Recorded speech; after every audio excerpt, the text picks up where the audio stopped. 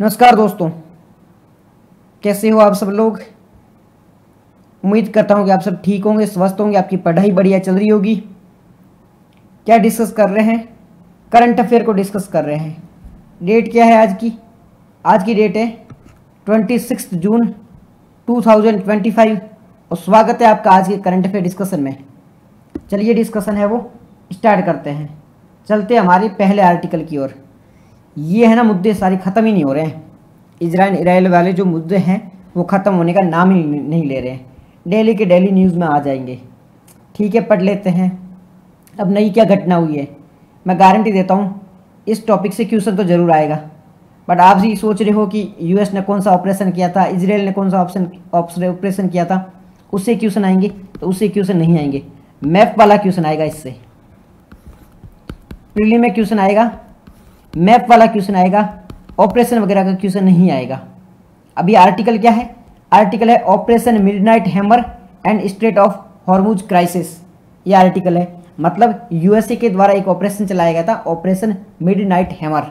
मैं थोड़ा आपको इसको बेसिक भाषा में समझा देता हूँ, बेसिक मतलब आसान भाषा में समझा देता हूँ। क्या घटना हुई है? घटना ये हुई थी कि यूएसए के द्वारा ईरान में एक है ना जगह है, वहाँ पर क्या हो रहा था, जय माता दी, ईरान में एक जगह है, वहाँ पर ईरान ने परमाणु हथियार बनाने के लिए यूरेनियम वगैरह रखा हुआ था। अब इजराइल है वो ईरान यूएसए से रिक्वेस्ट करता है कि भाई साहब आप एक बात मानो। अब यूएसए है वो इजराइल का बड़ा भाई है, तो इजराइल यूएसए से रिक्वेस्ट करता है कि बड़े भाई एक मेरी बात सुन ले। तो क्या, ईरान की एक जगह है ना, वहाँ पर क्या इन लोगों ने बहुत सारी यूरेनियम है वो इकट्ठा करके रखा है, इससे आने वाले टाइम में ये परमाणु बम बना सकते हैं। तो आप एक काम करो, इस जगह को उड़ा दो। तो यूएसए भाई बोलता है तू ही उड़ा देना।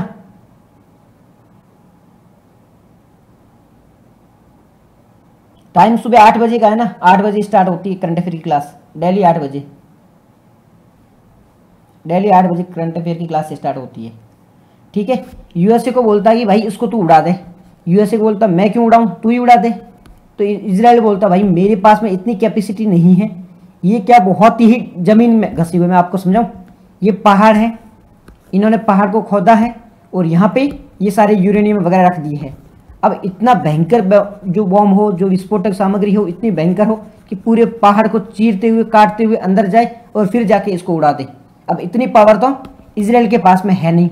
इजराइल के पास में तो क्या पूरे विश्व में किसी के पास नहीं है, यूएसए को छोड़ के, अमेरिका को छोड़ के ये कैपेसिटी और किसी के पास में नहीं है जिनके पास में इतना मजबूत, इतना स्ट्रांग, इतना भारी बॉम्ब हो। अब यूएसए को ये बोलता है इजराइल, तो यूएसए क्या करता है, यूएसए के पास में एक बॉम्ब है। बॉम्ब का नाम क्या है? ये रहा बॉम्ब का नाम, B-2 स्टील्थ बॉम्बर। ये एक हेलीकॉप्टर है, उसके माध्यम से, ये हेलीकॉप्टर का नाम है B-2 stealth bomber. B-2 stealth bomber ये एक हेलीकॉप्टर का नाम है। यूएसए के पास में एक हेलीकॉप्टर है जिसका नाम है B-2 स्टील्थ बॉम्बर।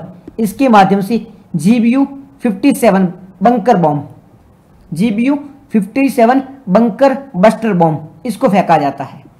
फिर से मैं बताने की कोशिश कर रहा हूँ। इजराइल ने यूएसए को बोला कि ईरान में एक जगह है, जगह कौन सी है? इस जगह का नाम है फोर्डो। ईरान में एक जगह है जिसका नाम है फोर्डो, एक है इंफजान और तीसरी है नटांज। इन तीनों जगह पर क्या है, ईरान की, इन तीनों जगह पर ईरान की परमाणु सामग्री है। इन तीनों जगह पर ईरान की परमाणु सामग्री है और इससे ईरान है वो परमाणु हथियार बना सकता है। यूएसए को बोला इजराइल ने, यूएसए को बोला कि तुम है ना इस पे अटैक कर दो। अब यूएसए है ना यहाँ पे अटैक करता है, कहाँ पर? फोर्डो पर, इम्फान पर और नटांज पर। ये जो थे नटांज और इस्फहान, ये तो ज़्यादा मतलब डीपर नहीं थे, इनको तो उड़ाना पॉसिबल था। बट ये जो फोर्डो था ना, फोर्डो साइट, इसको उड़ाना पॉसिबल था नहीं, क्योंकि यहाँ पर क्या था, पहाड़ थे, पहाड़ के अंदर है वो सामग्री रखी गई थी। तो यूएसए अपना एक बॉम्ब यूज़ करता है GBU-57 बंकर बस्टर बॉम्ब। इसका नाम भी है बंकर बस्टर। मतलब ये जो बॉम्ब होता है ना, इतना भारी होता है, इसमें 2 से 3 हज़ार किलो वजन होता है, बहुत भारी बॉम्ब होता है।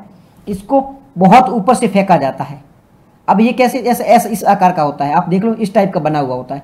ये तेज़ी से नीचे आता है, जहाँ पे भी गिरेगा गड्ढा कर देगा, जहाँ पे भी गिरेगा 80 फीट अंदर चला जाएगा, 100 से 80 फीट अंदर चला जाता है, फिर अंदर जाके ये ब्लास्ट हो जाता है। आप देख लो, ये पूरा पहाड़ है, पहाड़ के ऐसे गिरेगा ऊपर तो ये अंदर चला जाएगा, अंदर जाके ये ब्लास्ट हो जाएगा तो ये पूरी आसपास की चीज़ें हैं ना उनको नष्ट करके रख देगा। तो इस बॉम्ब का नाम क्या है? GBU-57 bunker buster bomb. GBU-57 bunker buster bomb क्या था? यूएसए का एक बॉम्ब है, बहुत भारी बॉम्ब है। इसको फेंका गया था ईरान पर। ईरान में कहाँ पर? फोर्डो पर। ईरान में कहाँ पर? फोर्डो साइट है, वहाँ पर फेंका गया था। फोर्डो एक जगह है, वहाँ पर ईरान की एक साइट है, उस पर फेंका गया था। ठीक है, तो GBU-57 बंकर बस्टर बॉम्ब किसका है? यूएसए का है। पूरे विश्व में एक ही ऐसा बॉम्ब है, पूरे विश्व में ऐसा बॉम्ब कहीं और देखने को नहीं मिलता है। एक ऐसा बॉम्ब क्या है? ऐसा बॉम्ब क्यों है? क्योंकि एक बहुत भारी बॉम्ब होता है, इसे बनाने में भी बहुत ज़्यादा खर्चा आता है, इसलिए एकमात्र ही बनाया गया है और वो यूएसए के पास ही है। ठीक है, इसका यूज है वो ईरान पर किया गया है। इसे कैरी करने के लिए, अब कोई भी बम है ये ऐसे तो जाएगा नहीं, इसको एक स्थान से दूसरे स्थान पर ले जाने के लिए भी किसी हेलीकॉप्टर वगैरह की आवश्यकता होती है। तो इसे ले जाने के लिए एक हेलीकॉप्टर बनाया गया है जिसका नाम है B-2 stealth bomber. B-2 stealth bomber ये क्या है? ये एक हेलीकॉप्टर है। B-2 स्टील्थ बॉम्बर एक हेलीकॉप्टर है। इसके उपयोग से GBU-57 बंकर ब्लास्टर बॉम्ब है, इसको फेंका गया है। B-2 stealth bomber, B-2 stealth bomber एक हेलीकॉप्टर है। इसकी हेल्प से, इस हेलीकॉप्टर की मदद से इसको फेंका गया है। ठीक है, इसको फेंका गया है। ये जो हेलीकॉप्टर है, इस प्रकार का हेलीकॉप्टर भी ओनली यूएसए के पास ही है। इसे बनाने में भी लाखों अरबों रुपए का खर्च आता है, इसलिए यूएसए के पास है ओनली, और किसी देश के पास में ऐसे हेलीकॉप्टर देखने को नहीं मिलता है। स्टील्थ का मतलब क्या होता है? स्टील्थ का मतलब होता है इसे आप पकड़ नहीं सकते हो, जो भी आपकी रेडार वगैरह होती है इसको कैप्चर नहीं कर सकते, क्योंकि बहुत ये स्पीड में आता है। इसका डिजाइन इस टाइप से बनाया जाता है कि इसे कोई पकड़ नहीं सकता है। बहुत सिक्योर तरीके से, बहुत सिक्योर तरीके से ये काम करता है। तो B-2 स्टील्थ बॉम्बर किसके पास में है? यूएसए के पास में है। इसका नाम स्टील्थ क्यों है? क्योंकि ये चोरी छुपे आ जाता है, रेडार की पकड़ में नहीं आता है। इस प्रकार के बॉम्ब और कहीं, इस प्रकार के हेलीकॉप्टर कोई कहीं और है नहीं है, ओनली यूएसए के पास में ही है। इसने क्या किया था? इसने GBU-57 बंकर बस्टर बॉम्ब से ईरान की एक साइट को उड़ा दिया था। कौन सी साइट को उड़ाया था? ईरान की साइट है फोर्डो, उसको उड़ा दिया गया था। ठीक है, इन चीज़ों को याद रखना, ये चीज़ें आपके काम आ सकती हैं। ठीक है, इसको याद कर रखने की कोशिश करना, इसको रटने की कोशिश करना। यहाँ पे एक मिसाइल का भी यूज हुआ है, टॉम हॉक मिसाइल। ये जो नटांज साइट है ना, इसको इस टॉम हॉक मिसाइल के द्वारा उड़ाया गया है। तो इस टॉम हॉक मिसाइल के बारे में थोड़ा बहुत आइडिया रखना। B-2 स्टील्थ बॉम्बर के बारे में याद रखना। GBU-57 बंकर बस्टर बॉम्ब है, उसके बारे में, टॉम हॉक मिसाइल के बारे में, ईरान की 3 साइट नटांज, इस्फहान और फोर्डो, इस तीनों को भी याद रखना। क्यों उड़ाया था? क्योंकि परमाणु समझौते के तहत ईरान ने इसको माना नहीं था, और ईरान है वो आने वाले समय में परमाणु बम है वो बना सकता था, इस वजह से ये अटैक किया गया है। ठीक है, ये पॉइंट याद रखना। मेन महत्वपूर्ण एग्जाम के पर्सपेक्टिव से खास चीज क्या है? वो है ये वाली, स्ट्रेट ऑफ हॉर्मुज। इसको याद रखो, स्ट्रेट ऑफ हॉर्मुज। क्या है स्ट्रेट ऑफ हॉर्मुज? स्ट्रेट का मतलब होता है जल संधि। स्ट्रेट का मतलब होता है जल संधि।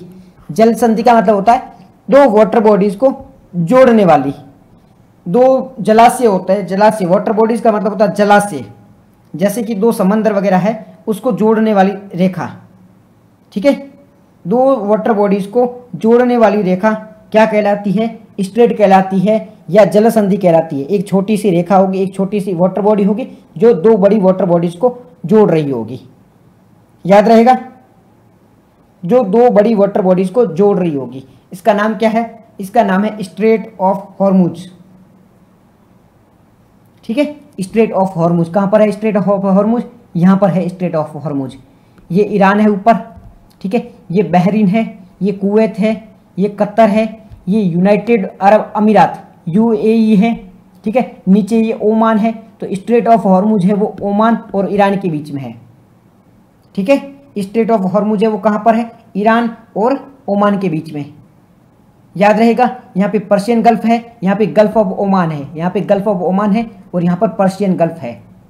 ठीक है, ओमान की खाड़ी और पर्शियन गल्फ की खाड़ी, ये पॉइंट आप सब याद रखना। ये बार बार न्यूज़ में आ रहा है। एक बार बैठ के आप क्या करोगे आज, है ना, आज एक और चीज़ आपको दे देता हूँ टारगेट के रूप में। क्या करोगे? घर पे जाओ, गूगल पर सर्च करो ऑल स्ट्रेट। ऑल स्ट्रेट कौन कौन सी स्ट्रेट है उसको सर्च करो। अब इसमें क्या क्या लिखना है? पहले लिखोगे आप स्ट्रेट, इधर लिखोगे जल संधि, उसकी साइड में किन किन देशों के बीच में है, किन किन देशों के बीच में है, किन किन महासागरों या समुद्रों को जोड़ती है, यानी कि किन किन जलाशयों को जोड़ने के काम करती है। यहाँ पे लिखो, जैसे यहाँ पे है कौन सी जल संधि, तो पहली जल संधि है स्ट्रेट ऑफ हॉर्मुज, यहाँ पे लिख दिया स्ट्रेट ऑफ हॉर्मुज, ये लिख दिया। फिर यहाँ पे लिखोगे किन किन देशों के बीच में है, ईरान ओमान के बीच में। किन किन वाटर बॉडीज को जोड़ने का काम कर रही है, तो जोड़ने का काम कर रही है गल्फ ऑफ पर्शियन गल्फ, यहाँ पे पर्शियन गल्फ लिखो, पर्शियन गल्फ लिखो, और गल्फ ऑफ ओमान, तो यहाँ पे गल्फ ऑफ ओमान लिखो, ये दोनों लिखो। ऐसे जितने भी स्टेट है उसको एक बार बैठ के खत्म कर लो।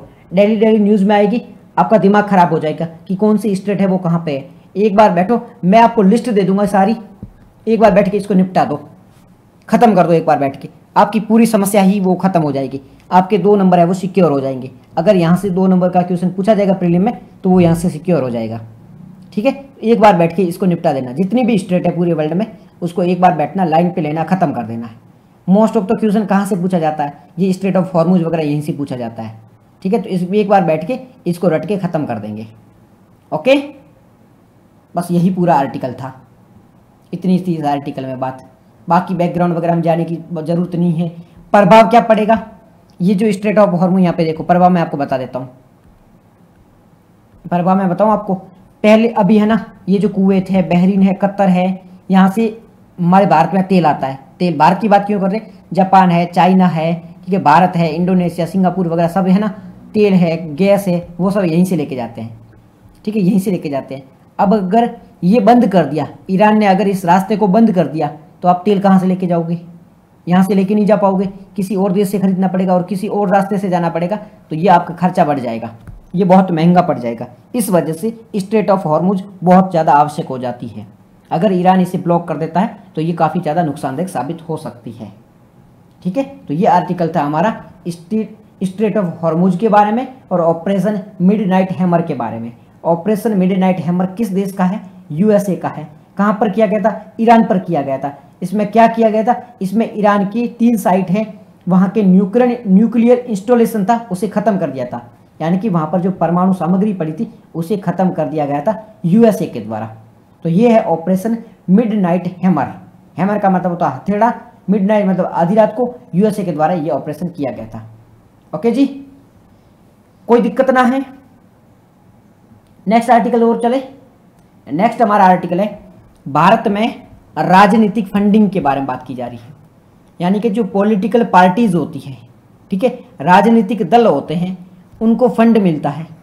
फंड कहाँ से मिलता है, अलग अलग जो अलग अलग कंपनीज होती हैं, बिजनेसमैन होते हैं, उनके द्वारा इनको फंड किया जाता है। अब इनको पैसे क्यों दिए जाते हैं अलग अलग कंपनीज के द्वारा, बिजनेसमैन के द्वारा, ताकि ये जब सत्ता में आए तो इनका ध्यान रखे, इनके बारे में भी कुछ सोच के रखे, इनकी जो भी पॉलिसीज होती, जो भी ये चाहते हैं उसके अकॉर्डिंग काम करें। इसके लिए इनको ये फंड दिया जाता है। किसके द्वारा दिया जाता है, अलग अलग कंपनीज के द्वारा, अलग अलग बिजनेसमैन के द्वारा इनको फंड दिया जाता है। अभी दिक्कत क्या देखने को मिल रही है, दिक्कत ये देखने को मिल रही है कि अलग अलग जो राजनीतिक दल है वो लगातार पैसे खर्च करते जा रहे हैं। चुनाव के दौरान करोड़ों रुपए का खर्चा करते जा रहे हैं, अलग अलग पार्टियां करोड़ों रुपए का खर्चा करती है। अब ये करोड़ों रुपए का खर्चा तो करती है, तो इनके पास में पैसे कहाँ से आएंगे। अगर ये करोड़ों रुपए का खर्चा कर रहे हैं तो इनके पास में ये करोड़ों रुपए आएंगे कहाँ से, ये इनको अलग अलग बिजनेसमैन के द्वारा दिए जाते हैं। ठीक है, तो अब दिक्कत ये देखने को मिल रही है कि भाई इलेक्शन कमीशन ने कहा है कि आप है वो लिमिटेड पैसे ही खर्च करोगे इलेक्शन के दौरान। साथ ही साथ में आप एक चीज़ का यूज करोगे कि आप जितनी भी फंडिंग आपके पास में आती है वो हमें बताओगे, जितने भी पैसे आपके पास में आते हैं उसके बारे में इलेक्शन कमीशन को बताओगे कि हमारे पास में इतने पैसे आए हैं, यहाँ से ये सारे पैसे आए हैं। बट यहाँ पे दिक्कत ये देखने को मिलती है, ये जो राजनीतिक दल होते हैं, अलग अलग पार्टीज होती है, ये बताती नहीं है, स्पष्ट नहीं क्लियर करती कि हमारे पास में पैसे कहाँ से आए हैं। ये चुनाव के दौरान अंधाधुंध पैसे खर्च करते हैं और ये एक समस्या की जड़ बन चुकी है, क्योंकि इससे क्या होता है, जो गरीब उम्मीदवार होता है वो जीत नहीं पाता है, और जो अमीर उम्मीदवार होता है जिनके पास में बहुत ज़्यादा पैसे होते हैं वो अपने पैसों का मिसयूज करके, अपनी पावर का मिसयूज करके इलेक्शन है वो जीत जाता है। तो ये इलेक्शन कमीशन के सामने एक चुनौती देखने को मिल रही है। तो इस आर्टिकल में क्या बात की गई है, इस आर्टिकल में यही बात की गई है कि एडीआर की एक रिपोर्ट आई है। इस रिपोर्ट के अनुसार कई राजनीतिक दलों ने 2024 के जो आम चुनाव हुए थे, एडीआर की एक रिपोर्ट आई है, इसमें इन्होंने कहा है कि बहुत सारी पार्टियां हैं, उन्होंने क्या किया है 2024 में जो लोकसभा चुनाव हुए थे उसके बाद में अभी तक अपना खर्चे का विवरण नहीं बताया है। मतलब क्या सिस्टम किया गया है, इलेक्शन कमीशन ने एक नियम बनाया है कि कोई भी चुनाव होता है तो चुनाव के बाद में 90 दिन के भीतर, चुनाव के 90 दिन के भीतर आपको सारी जानकारी देनी होती है कि आपने कहाँ खर्च किया है, कितना खर्च किया है, ये सारी चीज़ों की जानकारी देनी होती है। पूजा जी वेरी गुड मॉर्निंग। ठीक है, सारी चीज़ों की जानकारी देना अनिवार्य है, परंतु यहाँ पर दिक्कत क्या देखने को मिलती है, एडीआर की रिपोर्ट के अनुसार बहुत सारी जो पार्टियां हैं उन्होंने अभी तक अपना विवरण नहीं दिया है, उन्होंने अभी तक नहीं बताया है कि हमने खर्चा कहाँ किया है, कितना किया है। ये समस्या देखने को मिल रही है। इसके बाद में ये कहा जा रहा है कि इलेक्शन कमीशन का ये जो रूल है ना 90 दिन का, इस रूल को याद रखना, इस रूल को याद रखना, मेंस में कहीं ये काम आ जाएगा लिखने में। क्या रूल है, इलेक्शन कमीशन के अकॉर्डिंग जो राजनीतिक दल होते हैं नेशनल लेवल के, राष्ट्रीय लेवल के, ठीक है, राष्ट्रीय स्तर के दल होते हैं जैसे कि बीजेपी है, कांग्रेस है, इनमें नियम क्या है कि अगर ये लोकसभा का चुनाव लड़ते हैं तो इनको 90 दिनों के भीतर बताना होता है कि हमने यहाँ खर्चा किया है, इतना खर्चा किया है। अगर राष्ट्रीय लेवल पे चुनाव लड़ रहे हैं यानी कि लोकसभा का चुनाव लड़ रहे हैं, लोकसभा के चुनाव के 90 दिनों के भीतर आप बता दो कि आपने कितना खर्चा किया है। और अगर आप विधानसभा का चुनाव लड़ रहे हो यानी कि एमएलए का चुनाव लड़ रहे हो तो आपको 75 डेज यानी कि 75 दिनों के भीतर आपको बताना होगा कि आपने खर्चा है वो कहाँ किया, कितना खर्चा किया है। अगर लोकसभा का चुनाव है तो आपको 90 दिनों के भीतर, विधानसभा का चुनाव है तो आपको 75 दिनों के अंदर अंदर आपको बताना होगा। ठीक है, बट यहाँ दिक्कत देखने को मिल रही है कि ये राजनीतिक दल होते हैं, ठीक है, ये जो पॉलिटिकल पार्टीज होती है ये अपना खर्चा इतने टाइम होने के बावजूद भी लोगों के सामने, इलेक्शन कमीशन के सामने नहीं रख रही है। ओके, अब भारत में राजनीतिक फंडिंग से जुड़ी कौन कौन सी समस्याएं हैं, मेंस के लिए थोड़ा काम का पॉइंट है, इसको ध्यान से देखना, प्रीलिम में कोई इसका काम है नहीं। क्या काम है, राजनीतिक फंडिंग का मतलब क्या होता है, जो पॉलिटिकल पार्टीज होती है, जो राजनीतिक दल होते हैं, उनको जो फंडिंग की जाती है, उनको जो पैसे दिए जाते हैं, ये होता है राजनीतिक फंडिंग। अब इसमें समस्या क्या है, सबसे पहली समस्या ये है कि हमारे देश में जो चुनाव होते हैं वो बहुत ही ज्यादा महंगे चुनाव होते हैं। महंगे चुनाव मतलब चुनाव में करोड़ों रुपए का खर्च किया जाता है। जैसे कि यहाँ पे ये बात लिखी गई है कि 2024 का जो लोकसभा चुनाव है ना वो दुनिया का सबसे महंगा चुनाव है। 2024 का जो लोकसभा चुनाव था वो दुनिया का सबसे महंगा लोकसभा चुनाव था। इस दौरान 1.35 लाख करोड़ रुपए का खर्चा किया गया था। 1.35 लाख रुपीज का खर्चा किया गया था। इतने करोड़ रुपए का खर्चा किया गया था। दुनिया का सबसे महंगा चुनाव है। अब इसके काउंटर में एक आर्ग्यूमेंट दिया जाता है कि भारत में जनसंख्या है वो बहुत ज्यादा है, इतनी ज्यादा जनसंख्या होने के कारण खर्चा है वो बढ़ जाता है। तो ये सारी चीजें सही नहीं है। इसका मतलब जी जनसंख्या होना जरूरी थोड़ी कि जनसंख्या है तो वहां पे खर्चा इतना हो जाएगा।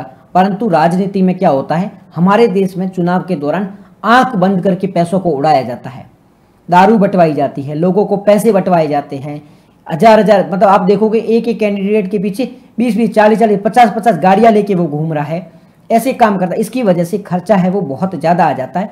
तो 1.35 लाख का खर्चा देखने को मिला है, 1.35 लाख करोड़ का खर्चा देखने को मिला है। दुनिया का सबसे महंगा चुनाव देखने को मिला था। तो पहली समस्या यही है कि भारत में चुनाव है वो बहुत ज्यादा महंगे होते हैं।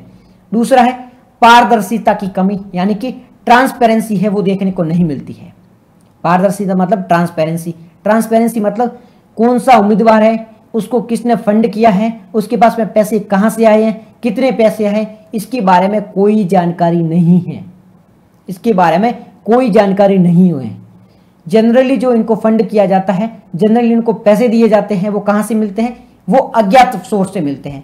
मतलब केस के रूप में इनके हाथ में पैसे दे दिए जाते हैं, इसके लिए इसे ट्रेस नहीं करवाया जा सकता है। अगर ऑनलाइन पैसे दिए जाए, ठीक है, चेक के रूप में पैसे दिए जाए तो इनको ट्रेस कर सकते हैं। परंतु केस में पैसे दिए जाते हैं तो पता ही नहीं चल जाता, नकद रुपए दिए जाते हैं तो पता ही नहीं चलता कि भाई इनके पास में पैसे आ कहां से रहे हैं। तीसरा है फंडिंग में असमानता। क्या मतलब है इसका, बड़े राजनीतिक दल होते हैं जैसे कि बीजेपी है, कांग्रेस है, इनको तो बहुत ज्यादा फंड मिल जाता है, बहुत ज्यादा पैसे मिल जाते हैं। छोटे जो दल होते हैं उनको पैसे मिलते नहीं है। क्यों नहीं मिलते, देखो मैं एक बिजनेसमैन हूँ, मेरे को लगता है कि भाई भविष्य में बीजेपी की सरकार बन सकती है। अगर बीजेपी की नहीं बनी तो कांग्रेस की सरकार बनेगी, सरकार इन दोनों में से किसी एक की बनेगी। तो मैं क्या करूंगा, या तो बीजेपी को पैसे दूंगा या कांग्रेस को दूंगा या इन दोनों को ही दे दूंगा। अब एक पार्टी ऐसी है जिसका मुश्किल से 1-2 एमएलए जीतता है, तो मैं थोड़ा बेवकूफ़ थोड़ा ही है जाके उसको जाके पैसे दूंगा। मैं नहीं दूंगा उसको पैसे, क्यों? क्योंकि उसकी सरकार वैसे ही नहीं बनने वाली है। अगर बनेगी तो 1-2 एमएलए बनेगा या 1-2 एमपी बनेगा। तो मैं पागल तो हूँ नहीं, मैं बेवकूफ़ तो हूँ नहीं जाके उसको पैसे दूंगा। मैं बीजेपी या कांग्रेस को दूंगा ताकि मेरा फायदा हो। अगर बीजेपी की सरकार बनी तो भी मेरा फायदा और कांग्रेस की बनी तो भी मेरा फायदा।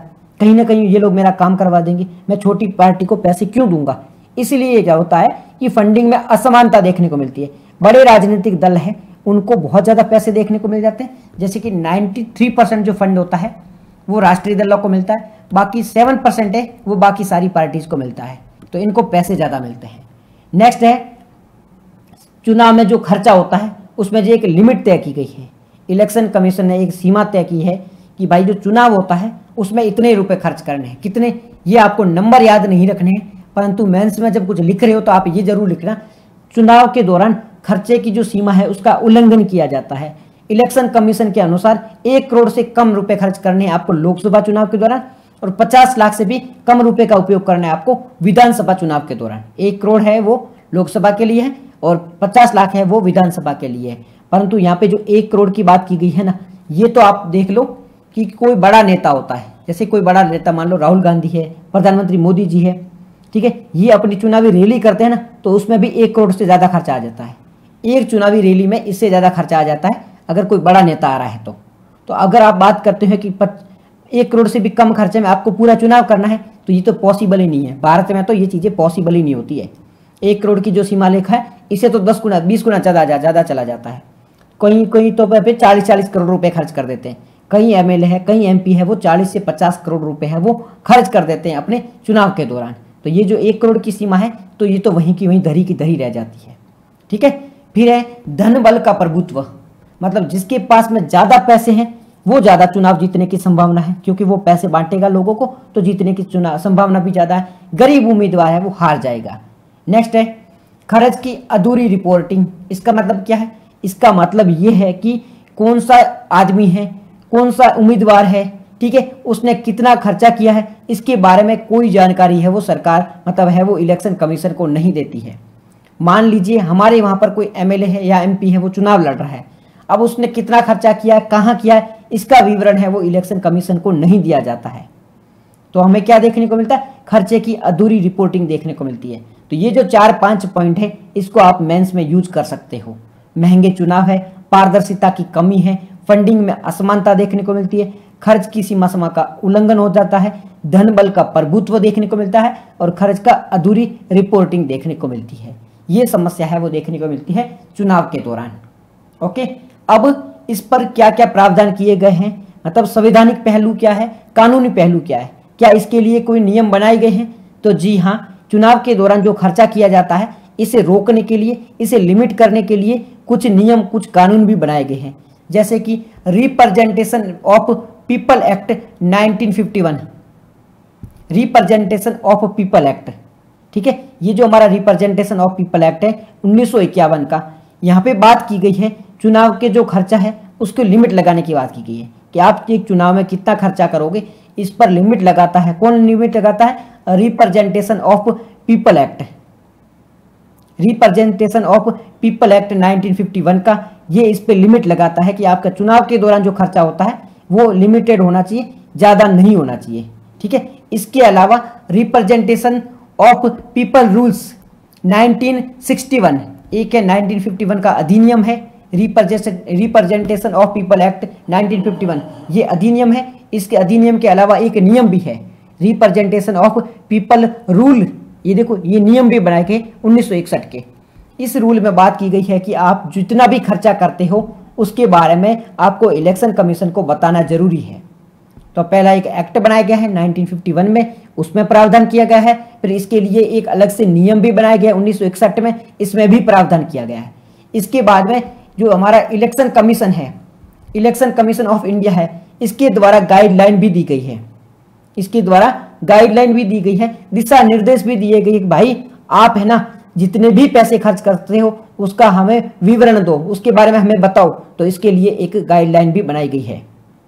ठीक है, अगर आपको मेंस में लिखनी हो कि भाई साहब आप बात कर रहे हो कि चुनाव में खर्चा ज्यादा हो रहा है, तो इसे रोकने के लिए कोई नियम वगैरह है? जी हाँ, संवैधानिक प्रावधान है, कानून भी बनाया गया है। कानून क्या है? रिप्रेजेंटेशन ऑफ पीपल एक्ट 1951 है, रिप्रेजेंटेशन ऑफ पीपल रूल 1961 है। ठीक है, और इलेक्शन कमीशन की गाइडलाइन भी है जो इन सब चीजों को मैनेज करने का काम करती है। ठीक है, क्या क्या चीजें दे रखी है इस दिशा निर्देश में? देखो, नकद फंडिंग का चलन है उसे रोकने की बात की गई है। कई बड़ी बड़ी जो पार्टीज होती है, पॉलिटिकल पार्टीज होती है, ये क्या करती है? अपनी फर्जी कंपनियां बना लेती है। सेल कंपनी का मतलब होता है फर्जी कंपनियां। जैसे मैं एक बिजनेसमैन हूं या राजनेता हूं, मैं किसी और के नाम से किसी और देश में एक छोटी सी कंपनी बना दूंगा। हकीकत में ये कंपनी कोई भी काम नहीं कर रही है, ये कंपनी केवल पेपर पर बनाई गई है। रियल में ये कंपनी कोई काम नहीं कर रही है। इसका काम एक ही है, राजनीतिक दलों को पैसा देना, पैसों को ब्लैक एंड व्हाइट करना, यही इसका काम होता है। तो इस प्रकार के फ्रॉड देखने को मिलते हैं, इस वजह से सारी चीजें हैं वो पालन नहीं की जाती है। ठीक है जी, अब क्या क्या सिफारिशें दी गई है? अलग अलग कमीशन बने हैं, उनके द्वारा सब सिफारिश दी कि भाई इसको कैसे रोके। ये राजनीति में जो समस्या देखने को मिल रही है इसे हम कैसे रोक सकते हैं, इसके लिए क्या प्रावधान किया गया है। तो ये जो समस्या है इसे रोकने के लिए क्या क्या कोशिशें की गई है? सबसे पहले कानून आयोग, लॉ कमीशन बना है।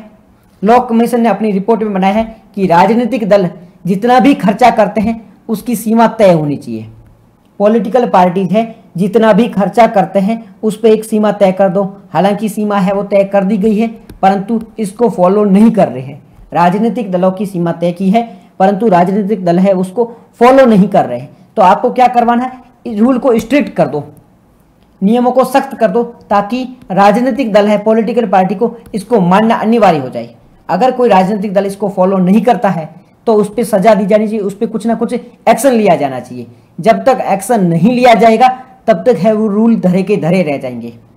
मान लो आप मर्डर करते हो और इसके बदले में आपको जेल की सजा नहीं हो, केवल रूल बना के छोड़ दिया जाए, तो क्या आप मर्डर करना बंद कर दोगे? यानी कि आप गुनहगार ही रहोगे, आपको डर ही नहीं रहेगा।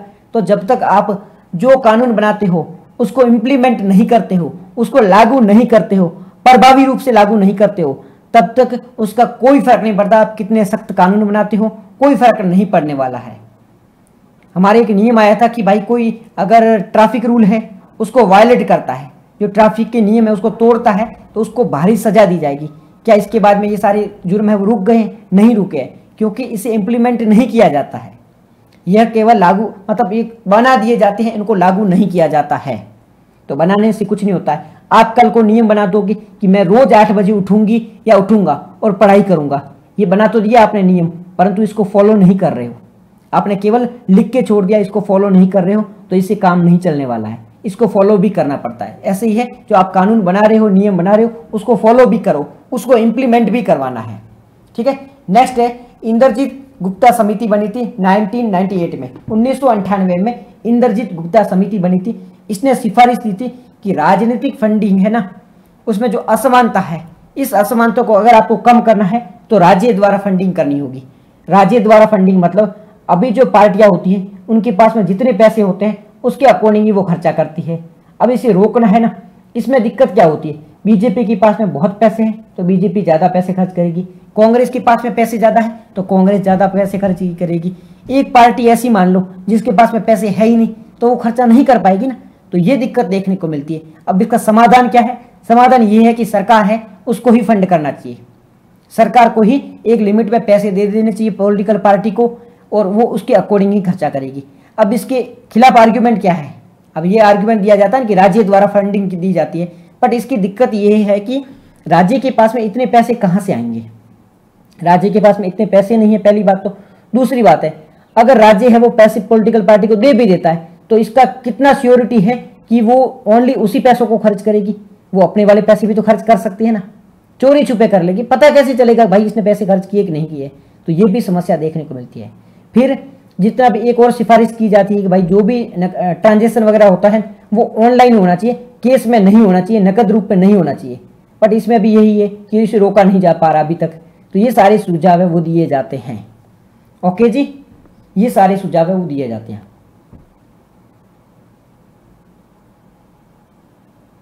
समझ में आया आर्टिकल? प्रीलिम में इसके लिए कोई खास पॉइंट थे नहीं, मेंस में इसमें एक दो लाइन है वो लिख सकते हो। तो ये हमारा आर्टिकल था राजनीतिक फंडिंग के बारे में। मैं पानी पी लेता हूँ, इतने में सोच लो, अगर समझ में नहीं आया तो पूछ सकते हो।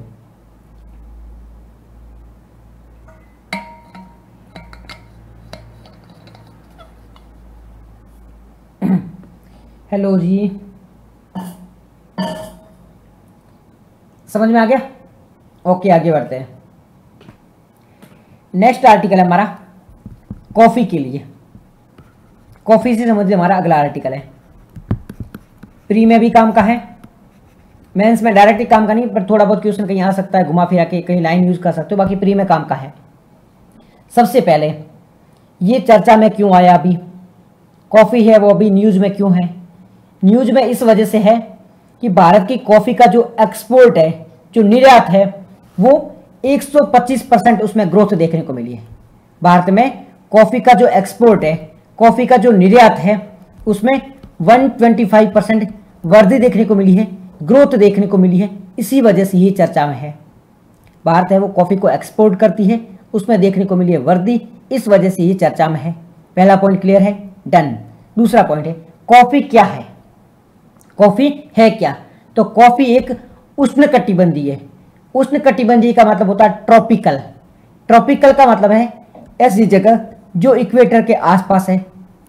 इक्वेटर मतलब होता है भूमध्य रेखा। ऐसी जगह जो भूमध्य रेखा के आसपास है, मतलब कर्क रेखा और मकर रेखा के बीच की जो जगह है, कर्क रेखा और मकर रेखा के जो बीच का एरिया है, इसे क्या कहा जाता है? इसे ट्रॉपिकल रीजन कहा जाता है, इसे उष्णकटिबंधीय क्षेत्र कहा जाता है। ठीक है जी, क्योंकि यहाँ पर सूर्य की किरणें सीधी पड़ती हैं, यहाँ पर गर्मी ज़्यादा होती है, इसलिए इसे उष्णकटिबंधीय यानी कि ट्रॉपिकल रीजन कहा जाता है। तो ये जो कॉफ़ी है वो उष्णकटिबंधीय क्षेत्र की फसल है, यानी कि ट्रॉपिकल रीजन की क्रॉप है। इसे आप वहाँ पर नहीं उगा सकते। कहाँ पर? इसे बोले आप जाओगे मैं आर्कटिक रीजन में उगाऊंगा, पॉसिबल नहीं है। यह एक उष्णकटिबंधीय फसल है। तो अगर आप कहोगे भाई आप तो कह रही हो कि ये एक उष्णकटिबंधीय फसल है, परंतु हमारे ये तो नॉर्थ ईस्ट में भी उगाई जाती है, तो भारत है वो ठीक ठाक हद तक उष्णकटिबंध में आ जाता है।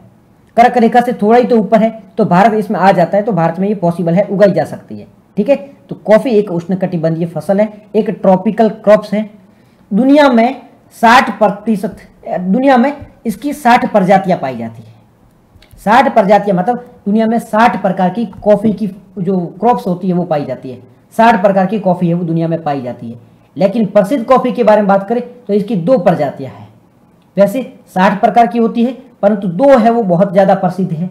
कौन कौन सी 2 प्रसिद्ध है? एक है अरेबिका, एक है अरेबिका, दूसरी है रोबस्टा। पहली का नाम है अरेबिका, दूसरी है रोबस्टा। दुनिया में 60 प्रजातियां पाई जाती है, परंतु ये जो 2 है ये बहुत ज्यादा प्रसिद्ध है। कौन सी 2 प्रसिद्ध है? अरेबिका प्रसिद्ध है, नाम याद रखना, पहली अरेबिका, नाम याद रखो, पहली अरेबिका, दूसरी है रोबस्टा। पहले अरेबिका, दूसरी है रोबस्टा, ये 2 बहुत प्रसिद्ध है।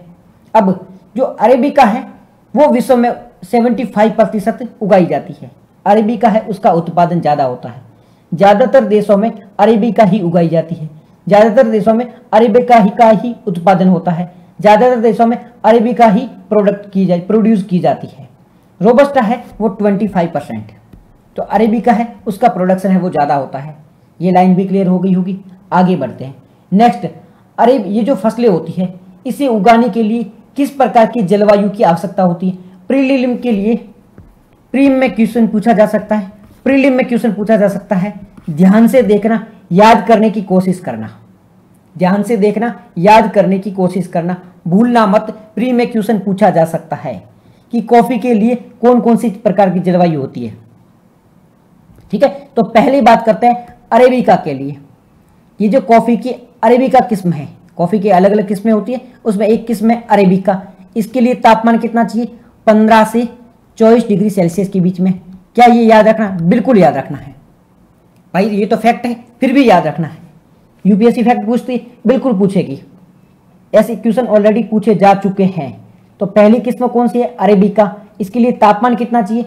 15 से 24 डिग्री सेल्सियस के बीच में तापमान चाहिए। बारिश कितनी चाहिए? 150 से 300 सेंटीमीटर के बीच की बारिश चाहिए। एग्जैक्ट नंबर याद न रहे तो इतना याद रखना इसका जो तापमान कितना होता है 20 से 30 के बीच का तापमान होता है। बारिश कितनी होती है 200 से 300 के बीच की बारिश होती है। एग्जैक्ट नंबर याद नहीं रहे, अल्टीमेटली आपको थोड़ा बहुत आइडिया तो होना चाहिए, एटलीस्ट इतना तो आइडिया होना चाहिए कि यहाँ पे आप 15 से 30 लिखा है ना, ठीक है ना, 15 से 24 है, ऐसा ना होगा आप 45 डिग्री करके आ जाओ, ठीक है, 45 डिग्री करके आ जाओ, या फिर आप माइनस में टेम्परेचर करके आओ। ऐसा में तो बिल्कुल इलॉजिकल तो जवाब मत ही दे देना। अगर आपको कोई पूछे ना अरेबिका के लिए कितना तापमान चाहिए, तो आप कह सकते हो 15 से 20 कह सकते हो, 20 से 30 कह सकते हो, एटलीस्ट इसके आसपास तो रहना। ऐसा नहीं यहाँ पे 15 से 24 लिखा है और आप बोल दो इसके लिए 50 डिग्री सेल्सियस तापमान चाहिए, या फिर आप ये बोल दो कि इसमें माइनस टेम्परेचर चाहिए, तो ये सारी चीज़ें पॉसिबल नहीं है, क्योंकि उष्णकटिबंधीय का जो एवरेज टेम्परेचर होता है वो इतना ही होता है। तो इसको थोड़ा माइंड में रखना। ओके, बारिश 200 से 300 इतना याद रखना, ऐसा नहीं कि 1000 सेंटीमीटर बोल के आ जाओ या फिर माइनस में बोल के आओ 1 सेंटीमीटर से काम चल जाएगा, नहीं, 200 से 300 सेंटीमीटर बारिश से वो काम कर जाती है। ओके, विशेषता क्या है, उच्च गुणवत्ता वाली होती है, सुगंधित होती है, अत्यधिक ऊंचाई पर उगाई जाती है, बहुत हाइट पर इसे उगाया जाता है। तो गुणवत्ता अच्छी होती है, सुगंधित अच्छी होती है, हाइट पर इसे उगाया जाता है। नेक्स्ट है रोबस्टा। नेक्स्ट क्या है, रोबस्टा। टेम्परेचर कितना चाहिए 24 से 30 के बीच का, अनुमान क्या रख सकते हो 20 से 30 के बीच में, इसमें भी टेम्परेचर चाहिए, 20 से 30 के बीच का इसे भी टेम्परेचर मान लो, इसे 10 से 20 का मान लो, इसे 20 से 30 का मान लो। बारिश कितनी, यही 200 से 300 सेंटीमीटर। ये इसमें कैफीन अधिक होता है, लागत कम आती है, गर्म क्षेत्रों में ये उगाई जाती है। मतलब यहाँ पे देखो टेम्परेचर इसका ज़्यादा है ना, तो इसे गर्म क्षेत्रों में उगाया जाता है। कैफीन इसमें हाई होता है, कैफीन इसमें हाई होता है, इसमें पैसे कम लगते हैं। कॉफ़ी वो तो जनरली होती है ना, जो पेड़ होते हैं, छायादार पेड़ होते हैं, उसके नीचे उगाई जाती है कॉफ़ी को, ठीक है। मिट्टी कैसी चाहिए, लाल लेट्रिक मिट्टी। कैसी मिट्टी चाहिए, लेट्रिक जो मिट्टी होती है, लाल मिट्टी होती है, इस टाइप की मिट्टी चाहिए, जहाँ पर जल है वो रुके ना, आगे आगे चला जाए, और ढलान वाली होनी चाहिए, ढलान वाली होनी चाहिए, मतलब पहाड़ की जो ऐसी ढलानें होती हैं वहाँ पर है वो कॉफ़ी उगाई जाती है। ऐसे क्यों, क्योंकि है ना वहाँ पर पानी रुकता नहीं है, पानी बहता चला जाता है, इसलिए ऐसी जगह पर कॉफ़ी उगाई जाती है। कॉफ़ी की विशेषता याद रहेगी, भौगोलिक कंडीशन याद रहेगी, टेम्परेचर कितना चाहिए, बारिश कितनी चाहिए, विशेषता क्या है, रोबस्टा के लिए टेम्परेचर क्या है, ठीक है, बारिश कितनी है, विशेषता क्या है, पेड़ों के नीचे उगाई जाती है, कौन सी टाइप की मिट्टी चाहिए, ये पॉइंट सारे के सारे याद कर लेना, रट लेना, रट्टा मारो जिंदाबाद, ये सारे रटने से ही काम चलेगा। नेक्स्ट है भारत में कॉफ़ी का प्रोडक्शन। भारत के बारे में बात करते हैं कि भारत में कॉफ़ी है वो कौन से राज्य में उगाई जाती है, कितनी उगाई जाती है, इसके बारे में बात कर लेते हैं। तो इंडिया की बात करें तो इंडिया में कर्नाटक में 70%, भारत में अगर 100 किलो कॉफ़ी उगाई जा रही है तो उसमें से 70 किलो है वो कहाँ पर उगाई जा रही है, कर्नाटक में।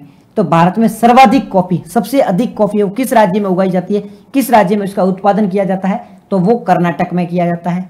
20% है वो केरल में, बाकी पूरे भारत में सबसे सर्वाधिक कर्नाटक, फिर केरल, फिर तमिलनाडु है, नॉर्थ ईस्ट है, इन सब जगह उगाए जाते हैं। बाकी सर्वाधिक कहाँ होती है, वो होती है कर्नाटक में। कर्नाटक केरल को याद रखना, बाकी सब में थोड़ी थोड़ी होती है, ये चीज़ें आप याद रखना। ओके जी, नेक्स्ट, विश्व में कॉफ़ी का उत्पादन। वर्ल्ड में कौन कौन से देश हैं जहाँ पर कॉफ़ी का उत्पादन होता है, तो दुनिया में सबसे ज़्यादा जो कॉफ़ी का उत्पादन होता है वो कहाँ पर होता है, ब्राज़ील में। दुनिया में सबसे ज़्यादा जो कॉफ़ी का उत्पादन होता है वो कहाँ पर होता है, ब्राज़ील में होता है। तो ब्राज़ील है वो दुनिया का सबसे बड़ा कॉफ़ी का उत्पादक कंट्री है। कॉफ़ी प्रोड्यूसर कंपनी सबसे बड़ा देश कौन सा है, तो वो है ब्राज़ील।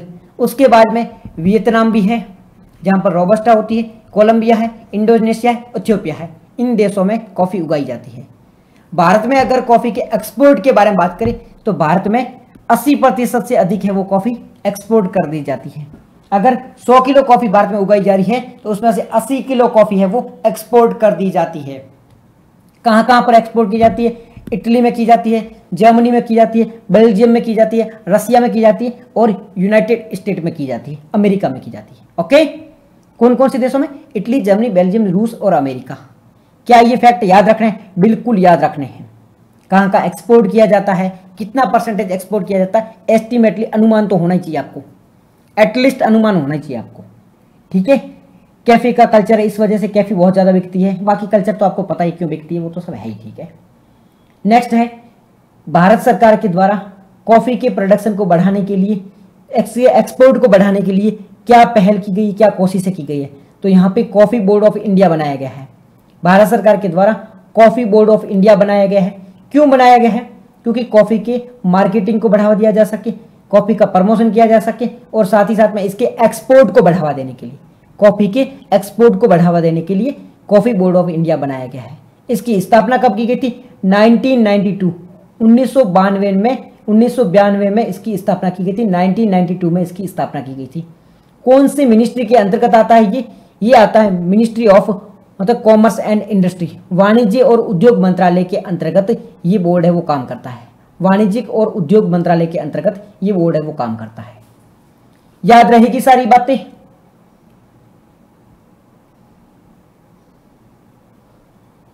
याद रहेगी ना? ये मत बोलना मैं भूल जाऊंगा, क्योंकि ये भूलने वाली चीज नहीं है, ये भूलने वाली चीजें नहीं है, तो भूलना मत, याद रखने की कोशिश करना। आगे के आर्टिकल की ओर चलते हैं। अब आर्टिकल बकवासी आ रहे हैं, ठीक है। नेक्स्ट आर्टिकल कौन सा है? ई रक्त कोष के बारे में। ई रक्त कोष, ई रक्त कोष क्या है?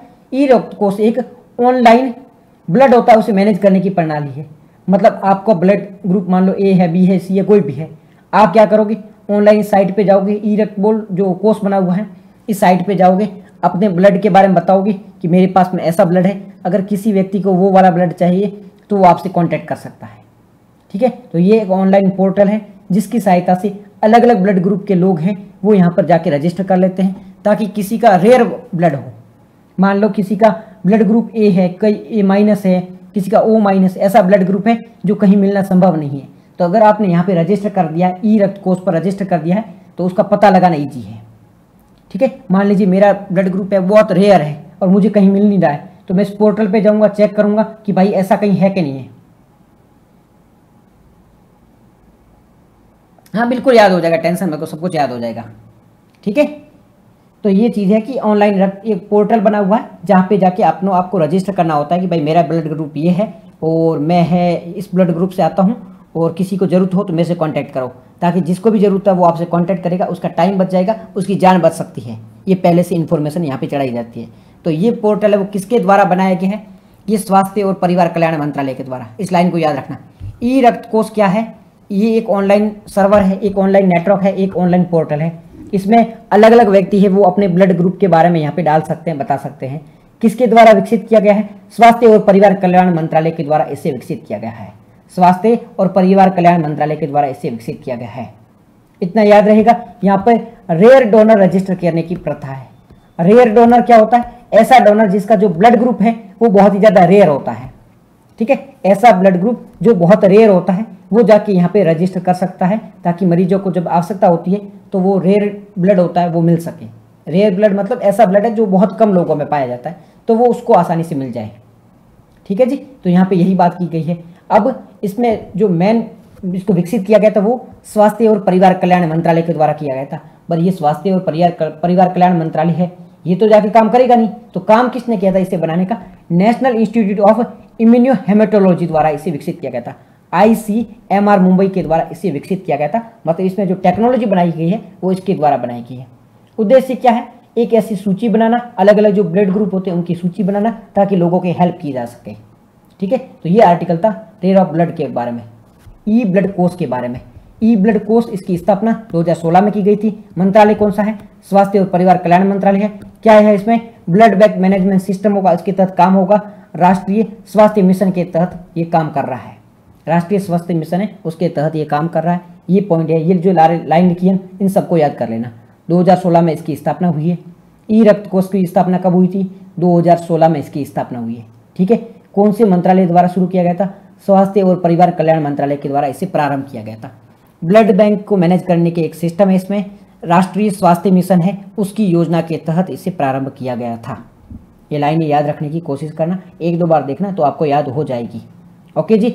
नेक्स्ट आर्टिकल हमारा, ये सारी चीज़ें हमें पता है कि बेसिक सी चीज़ें हैं, ऑनलाइन में क्या चीज़ें होगी ये सारी चीज़ें पता है। नेक्स्ट है नैनो फर्टिलाइजर के बारे में आर्टिकल है। नैनो फर्टिलाइजर का मतलब क्या होता है? फर्टिलाइजर का मतलब होता है उर्वरक, ठीक है। अपन यूरिया वगैरह डालते हैं ना, ये क्या होता है? ये फर्टिलाइजर होता है, उर्वरक होता है। अब नैनो फर्टिलाइजर का मतलब क्या है? नैनो फर्टिलाइजर का मतलब होता है कि इसके दाने जो होते हैं ना, ये जो उर्वरक होता है, जो फर्टिलाइजर होता है, इसके दाने बहुत छोटे छोटे होते हैं, बहुत नैनो स्केल पे इसे बनाया जाता है। अब नैनो स्केल पे इसलिए इस बनाया जाता है क्योंकि इसमें न्यूट्रिएंट्स होता है, जो पोषक तत्व होता है उसकी मात्रा ज़्यादा से ज़्यादा डाली जा सके। तो नैनो फर्टिलाइजर क्या है? एक प्रकार का उर्वरक है, एक फर्टिलाइजर है। इसमें जो दाने होते हैं वो बहुत छोटे होते हैं, नैनो स्केल पे इसमें बनाया जाता है। इसमें पोषक तत्व की मात्रा बहुत ज़्यादा होती है। ये जो छोटे छोटे कण होते हैं इसमें बहुत ज़्यादा मात्रा में पोषक तत्व हमें देखने को मिल जाते हैं, बहुत ज़्यादा बेनिफिशियल होते हैं। अभी चर्चा में क्यों है? चर्चा में इस वजह से है कि Indian Farmer Fertiliser Cooperative Limited, IFFCO, Indian Farmer Fertiliser Cooperative Limited, IFFCO द्वारा ब्राजील में अपना पहला विदेशी नैनो फर्टिलाइजर संयंत्र स्थापित किया गया है। मतलब इफ्को एक संस्था है, उसके द्वारा ब्राजील में अपना पहला जो विदेशी फर्टिलाइजर संयंत्र है वो स्थापित किया गया है। मतलब उर्वरक को बनाने की जो कंपनी है ना, उर्वरक बनाने की जो कंपनी है वो पहली कंपनी है, वो ब्राजील में स्थापित की जा रही है। इससे पहले भारत के द्वारा उर्वरक बनाने के लिए, फर्टिलाइजर बनाने के लिए कोई कंपनी कहीं पर भी नहीं बनाई गई थी। ये पहली बार हो रहा है जब ब्राजील में भारत सरकार के द्वारा पहली बार कंपनी स्थापित की जा रही है ताकि फर्टिलाइजर बनाए जा सके। ठीक है, इफ्को के बारे में, इफ्को क्या काम करेगा? दुनिया का पहला नैनो ये लिक्विड यूरिया है वो इसने ही लॉन्च किया था। ये जो इफ्को है, Indian Farmer Fertiliser Cooperative Limited, इसने दुनिया का पहला नैनो लिक्विड यूरिया, दुनिया का पहला नैनो लिक्विड यूरिया, जो फर्टिलाइजर यूरिया वगैरह होता है वो दानों में आता है, लेकिन जो लिक्विड फॉर्म में है वो भी पहली बार इसके द्वारा बनाया गया था। तो दुनिया का पहला नैनो लिक्विड यूरिया किसके द्वारा बनाया गया था? इफ्को के द्वारा। कब? 2021 में। ठीक है, दूसरा है ये यहाँ पे नैनोडैप। नैनोडैप क्या होता है? नैनोडैप का मतलब होता है डाई अमोनियम फॉस्फेट। नैनोडैप का मतलब होता है डाई अमोनियम फॉस्फेट। नैनोडैप का मतलब क्या होता है? डाई अमोनियम फॉस्फेट है। तो पहली बार जो डाई अमोनियम फॉस्फेट बनाया गया था वो भी किसके द्वारा बनाया गया था? वो भी इफ्को द्वारा ही बनाया गया था। तो ये जो लाइन है इसको याद रखना। नैनो लिक्विड यूरिया क्या होता है? एक प्रकार का यूरिया है जो लिक्विड फॉर्म है। डाई अमोनियम फॉस्फेट ये भी एक यूरिया है जो भी इफ्को द्वारा बनाया गया था। ठीक है, जो भी इफ्को द्वारा बनाया गया था, इसको भी याद रखने की कोशिश करना। नैनो फर्टिलाइजर होते क्या है? ऐसे फर्टिलाइजर होते हैं जिसमें जो दाने होते हैं ना, पार्टिकल बहुत छोटे छोटे होते हैं, बहुत छोटे छोटे इसमें पार्टिकल होते हैं। इनको अच्छी तरीके से नियंत्रित किया जाता है। बेनिफिट क्या होता है? इसमें न्यूट्रिएंट यानी कि पोषक तत्व बहुत ज़्यादा होते हैं, ये बेनिफिट देखने को मिलता है। जल संरक्षण मतलब बहुत कम पानी की आवश्यकता होती है आपको। ये जो पोषक तत्व होते हैं, जो फर्टिलाइजर होते हैं, उर्वरक होते हैं, उसको अगर फसल में यूज़ करना है तो पानी की बहुत ज़्यादा आवश्यकता होती है। परंतु ये जो नैनो फर्टिलाइजर होते हैं इसमें कम पानी की आवश्यकता होती है, कम पानी में भी ये काम कर जाता है। उसके बाद में है प्रदूषित कम होता है, जल प्रदूषण और ये जो हमारा मृदा प्रदूषण होता है, मतलब वाटर पॉल्यूशन और सॉइल पॉल्यूशन होता है, वो इससे कम होता है क्योंकि ये ज़्यादा पॉल्यूटेड नहीं होता है। उसके बाद में ये इसके पैसे भी कम लगते हैं। ठीक है, लागत प्रभावी भी होता है, मतलब पैसे भी इसमें कम लग रहे हैं। आवेदन क्या करती है? अगर आपको ये प्राप्त करना है तो वो भी ईजी होता है, ज़्यादा टफ नहीं होता है, आसानी से आप इसे प्राप्त कर सकते हो।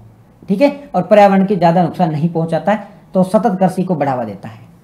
ये कुछ इन्फॉर्मेशन है नैनो फर्टिलाइजर के बारे में। इफ्को ने क्या क्या कोशिशें की है? इफ्को ने इसकी प्रोडक्शन बढ़ाने पर महत्वपूर्ण ध्यान दिया है। तो ये पॉइंट है, इसको याद रखना, यूपीएससी के प्रीलिम में क्वेश्चन पूछा जा सकता है। ओके जी, नेक्स्ट आर्टिकल की ओर चलते हैं। नेक्स्ट आर्टिकल है स्वर्ण रेखा रिवर के बारे में। स्वर्ण रेखा रिवर क्यों चर्चा में? नॉट सो इम्पोर्टेंट, हमारे लिए काम की चीज़ है। स्वर्ण रेखा रिवर है कहाँ पर? ये यहाँ स्वर्ण रेखा रिवर, ये स्वर्ण रेखा रिवर है। कौन से राज्य में है? यहाँ पे ये इसके बारे में जानकारी है। उद्गम कहाँ से होता है? झारखंड से होता है। झारखंड के पास में एक गांव है, पिस्का गांव है, रांची के पास में। यहाँ से इसका ओरिजिन होता है, यहाँ से इसका उद्गम होता है। तो हम किसके बारे में बात कर रहे हैं? स्वर्ण रेखा नदी के बारे में। उद्गम कहाँ से होता है? रांची के पास से इसका उद्गम होता है, झारखंड में। कहाँ जाती है ये? जाके गिरती है बंगाल की खाड़ी में। बे ऑफ बंगाल में ये जाके डिस्चार्ज होती है, बे ऑफ बंगाल में जाके ये खाली होती है। इसके मतलब कौन कौन से राज्यों से होकर गुजरती है? झारखंड से होकर गुजरती है, ओडिशा से होकर गुजरती है, पश्चिम बंगाल से होकर गुजरती है। झारखंड, ओडिशा, पश्चिम बंगाल, 3 राज्यों को याद रखना। बंगाल की खाड़ी में डिस्चार्ज होती है, झारखंड से ओरिजिनेट होती है, झारखंड, ओडिशा, पश्चिम बंगाल से होकर जाती है। इसकी सहायक नदियाँ कौन कौन सी है? कांची है, ठीक है, करकरी है और खड़कई है। ये सारे रटने वाले पॉइंट है, इसमें समझने वाली कोई भी बात नहीं है। मतलब इसमें मैं क्या समझा सकता हूँ आपको कि ये जो स्वर्ण रेखा नदी है इसकी सहायक नदियाँ कौन कौन सी है? कांची, करकरी, खड़कई। ये आपको रटना ही पड़ेगा, इसमें कोई आपको समझा नहीं सकता है। यहाँ पे एक वाटरफॉल भी है। कौन सा वाटरफॉल है? हुंडू वाटरफॉल। हुंडू जो जलप्रपात है वो इसी पर स्थित है। और 96 जो वाटर बॉय है, नेशनल वाटरवे, मतलब नेशनल हाईवे होते हैं, इसी प्रकार से नेशनल वाटरवे भी होते हैं। तो यहाँ पे नेशनल वाटरवे 96 है वो यहीं पर बनाया गया है। तो ये सारे के सारे पॉइंट रटने वाले हैं, इसमें समझाने लायक कुछ भी नहीं है। ठीक है, नेक्स्ट आर्टिकल है सी ट्रेट के बारे में। क्या है, मतलब देखो कोई भी ये जानवर होते हैं जैसे स्नो लियोपर्ड है, शेर है, ठीक है, टाइगर है, मतलब लॉइन है, इन सब की जब जानकारी पता करनी होती है कि इनकी कितनी संख्या है, कौन सा बीमार है, इसके लिए कुछ तकनीकी का यूज़ किया जाता है। जितने भी बड़े जानवर होते हैं इनको आप उंगली रख के तो गिन नहीं सकते कि ये एक शेर खड़ा है, ये दूसरा शेर खड़ा है, आप ऐसे उंगली रख के तो इनको गिन नहीं सकते हो। अगर आप उंगली रख के गिनोगे तो आपको उंगली गिननी पड़ जाएगी, मतलब अब ये खा जाएगा आपको। तो इसके लिए क्या किया जा सकता है, इसके लिए अलग अलग तकनीकी का उपयोग किया जाता है। तो यहाँ पे एक तकनीकी यूज की जा रही है सी ट्रेट, यानी कैट रेट किसी तकनीक को कहा जाता है। सी ट्रेट कह सकते हो या सी ए ट्रेट भी कह सकते हो या कैट रेट कह सकते हो। तो इस तकनीक का उपयोग किया जा रहा है। तो यूपीएससी प्रीलिम में पूछेगा कि स्नो लियोपर्ड है उसके लिए कौन सी तकनीक का उपयोग किया जाता है, शेर के लिए कौन सी तकनीकी का उपयोग किया जाता है, ऐसे अलग अलग 4 तकनीकी बता देगा और 4 जानवरों का नाम दे देगा। तो आपको मैच द फॉलोइंग में मैच करना होगा। तो स्नो लियोपर्ड के लिए कौन सी तकनीकी का उपयोग किया जाता है, स्नो लियोपर्ड के लिए कैट रेट तकनीकी का उपयोग किया जाता है। कैट रेट का मतलब होता है, क्या होता है, सी का मतलब होता है कैमरा, टी का मतलब होता है ट्रैप, ठीक है, फिर डाटा, फिर होता है रिपोजिटरी, फिर होता है एनालिसिस टूल। मतलब पहले क्या किया जाता है, एक कैमरा लगा दिया जाता है, कैमरा में जो अलग अलग प्रकार के जितने भी स्नो लियोपर्ड होते हैं जंगल में जहाँ जहाँ जाते हैं वहाँ पर कैमरे लगा दिए जाते हैं और उनकी मूवमेंट को, उनके फोटो को कैप्चर किया जाता है। उसके बाद में एक एआई टूल होता है, वो इन सारे फोटोज को एनालिसिस करता है और बताता है कि ये सारे कितने मतलब स्नो लियोपर्ड है। माना कि एक स्नो लियोपर्ड यहाँ पे घूम रहा है, अब यही का ये स्नो लियोपर्ड घूमते घूमते यहाँ आ गया है, अब कैमरे ने यहाँ पे भी कैप्चर किया है, यहाँ पे भी कैप्चर किया है, तो ये 2 बार कैप्चर हो गया है। बट ये जो एआई टेक्नोलॉजी है वो एनालिसिस करेगी और बताएगी ये 2 बार कैप्चर हुआ है, ये एक ही था, ये सेम ही है, ये 2 बार कैप्चर हुआ है, ऐसे ही बता देगा। ए नाम का व्यक्ति वो यहाँ पे भी खड़ा है, यहाँ पे भी खड़ा है, तो ये 2 बार आ गया ना, परंतु ये क्या कर देगा, व्यक्ति तो वही का वही है। तो ये जो सी ट्रेट टेक्नोलॉजी है इसके माध्यम से ये चेक किया, पहले कैमरा लाके उसका फुटेज ले लिया जाता है और फिर चेक किया जाता है कि कहीं ये 2 तो नहीं, कहीं ये दोबारा इसका फोटो तो नहीं है, ये चेक कर दिया जाता है। तो कैट रेट जो टेक्निक है वो किसके लिए उपयोग में लाई जाती है, हिमालयन जो स्नो लियोपर्ड है उसकी गणना करने के लिए इसे उपयोग में लाया जाता है। इस लाइन को याद रखना। इसमें क्या होता है, इसमें कैमरा ट्रूप होता है, कैमरा जो टूल होता है उसको लगा दिया जाता है और फिर एआई के साथ से उसे गणना की जाती है, एआई की सहायता से उसकी गणना की जाती है। इसमें बिग कैट जैसे कि स्नो लियोपर्ड वगैरह है उसकी आसानी से पहचान की जा सकती है। ओके, ये चीज़ याद रखना। यहाँ पे देख लो, टाइगर के लिए क्या है, एम स्ट्रिप टेक्नोलॉजी है। जो टाइगर होते हैं उनके लिए एक तकनीक का यूज किया जाता है एम स्ट्रिप। जैसे हमने कैट रेट के बारे में बात की थी जो स्नो लियोपर्ड के लिए था, और टाइगर के लिए क्या है, तो टाइगर के लिए है वो है एम स्ट्रिप। आप इसको याद रखना, एम स्ट्रिप टेक्नोलॉजी किसके लिए उपयोग में ली जाती है, टाइगर के लिए ली जाती है। इसमें क्या होता है, जीपीएस लगा के इसको ट्रैक किया जाता है। फिर लॉयन के लिए क्या है, लॉयन के लिए सिम्बा, लॉयन के लिए कौन सी टेक्नोलॉजी है, सिम्बा ई गुजरात फॉरेस्ट, ये टेक्नोलॉजी उपयोग में ली जाती है। ओके जी, ये टेक्नोलॉजी के बारे में याद रखना, यूपीएससी वो क्वेश्चन पूछ सकती है। नेक्स्ट है, इसको बस 1-2 लाइन में याद रखना, ये जो आर्टिकल है इसको 1-2 लाइन में याद रखना। स्पेक्टर गैलेक्सी, इसे हम NGS 253 भी कह सकते हैं, सिल्वर कॉइन गैलेक्सी भी कह सकते हैं। अभी एक सर्पिल आकार, ऐसे सांप के आकार की एक गैलेक्सी देखने को मिली है, सांप के आकार की एक गैलेक्सी देखने को मिली है जिसे स्पेक्टर गैलेक्सी नाम दिया गया है, या फिर NGS 253 गैलेक्सी नाम दिया गया है, या गैलेक्सी सिल्वर कॉइन गैलेक्सी नाम भी दिया गया है। तो एक गैलेक्सी देखने को मिल रही है, गैलेक्सी मतलब आकाश गंगा देखने को मिल रही है। अभी जो ये गैलेक्सी देखने को मिल रही है ये कैसे आकार की, सांप के आकार की गैलेक्सी है, ठीक है, सर्पिल आकार की गैलेक्सी है। इसका नाम स्पेक्टर दिया गया है, साथ ही साथ में इसे NSG 253 भी कह सकते हो, ठीक है। नाम क्या है, सिल्वर कॉइन गैलेक्सी है, NSG 253 इसका नाम है। खोज किसने की है, कामकानी है। आकार कैसा है, सर्पिल आकार आप मान सकते हो, सांप के आकार का, स्पाइरल आकार है इसका। दूरी कितनी है, काम की नहीं है। नक्शा कैसे बनाया जाएगा, काम का नहीं है। ये लाइन है वो काम की नहीं है, क्योंकि बहुत ज़्यादा बेसिक चीज़ है और इतनी डिटेल में आपको चीज़ें याद रहेगी नहीं। तो जितनी चीज़ें याद रहती है इतनी ही चीज़ें याद करो। विशेषता क्या है, मोस्ट ऑफ चीज़ें काम की नहीं है, पर थोड़ी बहुत याद रखना। धूल वगैरह, तारे वगैरह होते हैं, वो कैसे एक मतलब जैसे एक गैलेक्सी है वो तारों को अपने ऐसी ये जो बाहें होती हैं बाहें में समेटे हुए ऐसा दिख रहा है। मतलब एक व्यक्ति है और अपनी बाहों में कुछ समेट के खड़ा है, वैसे दिखता है कि ये गैलेक्सी है वो तारों को अपनी बाहों में समेट के खड़ी है। ये इसकी कुछ विशेषता है। बाकी ये चीज़ें बहुत डिटेल में है, ये चीज़ें इतनी याद रहेगी नहीं। ठीक है, नेक्स्ट एक आर्टिकल है, वो है डिजिटल मार्केटिंग अधिनियम के बारे में। इसमें क्या याद रखना है, ये हमारा अधिनियम नहीं है, भारत सरकार का अधिनियम नहीं है, तो बहुत डिटेल में पढ़ने की आवश्यकता नहीं है। डिजिटल मार्केटिंग अधिनियम किसके द्वारा बनाया गया? यूरोपियन यूनियन के द्वारा बनाया गया है। डिजिटल मार्केटिंग अधिनियम है वो यूरोपियन यूनियन के द्वारा बनाया गया। किसके लिए बनाया गया? जो डिजिटल कंपनियां हैं, जैसे कि अमेजॉन है, जैसे कि गूगल है, जैसे कि फेसबुक है, इनके लिए बनाया है। ये जो डिजिटल कंपनियां होती हैं, इनको मैनेज करने के लिए, रेगुलेट करने के लिए ये अधिनियम है वो बनाया गया है, डिजिटल मार्केट्स अधिनियम 2022। ठीक है, इनके लिए ये अधिनियम बनाया गया। उद्देश्य क्या है? काम का नहीं है, उद्देश्य यही है कि जो डिजिटल कंपनियां होती है वो अगर नियमों को पालन नहीं करती है तो उनको पालन करवाना, प्रतिस्पर्धा है उसको बनाए रखना, ये इसका काम है। गूगल वगैरह ये सारी चीज़ें आती है। ओके, बस इतना ही याद रखो। नेक्स्ट आर्टिकल है, ये सारी चीज़ें बस हो गई हमारे। नेक्स्ट है गवाडा नेगेटिव के बारे में। गवाडा नेगेटिव क्या है? गवाडा नेगेटिव एक ब्लड समूह है। याद क्या रखोगे? गवाडा नेगेटिव अभी न्यूज़ में था, किससे संबंधित है? यूपीएससी प्रीलिम में क्वेश्चन पूछेगी, गवाडा नेगेटिव अभी न्यूज़ में था, ये किससे संबंधित है? तो ये एक प्रकार का ब्लड ग्रुप है, ये एक प्रकार का रेयर ब्लड ग्रुप है। अलग अलग प्रकार के हमें ब्लड ग्रुप देखने को मिलते हैं, तो गवाडा नेगेटिव है एक प्रकार का ब्लड ग्रुप है जो बहुत ही रेयर है, पहली बार ये देखने को मिला है। तो यूपीएससी प्रीलिम में बस इतना पूछेगी, अभी एक न्यूज़ में चीज़ देखने को मिलती है गवाडा नेगेटिव, ये किससे संबंधित है?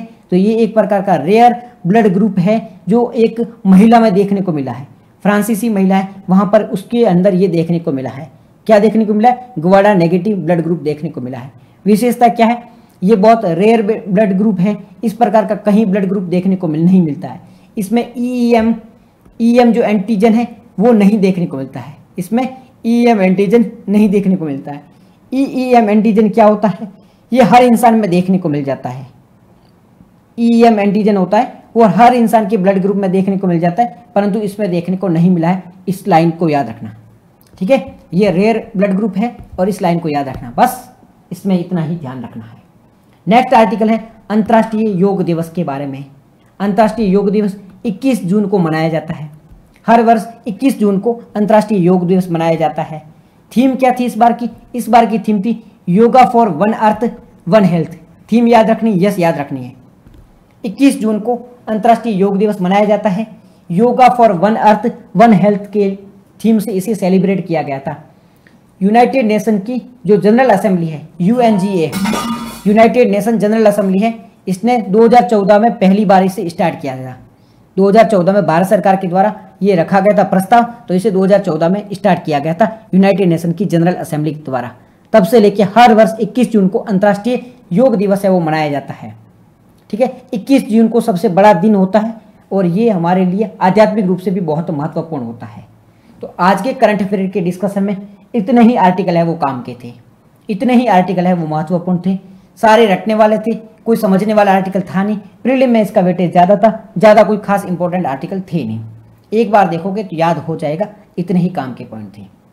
ठीक है जी, तो डिस्कशन है वो ख़त्म करते हैं। कल मिलते हैं एक नए लेक्चर के साथ में। तब तक आप सभी अपना ध्यान रखो, ठीक है? स्वस्थ रहो, पढ़ाई करो, मौज करो। जय हिंद, जय भारत।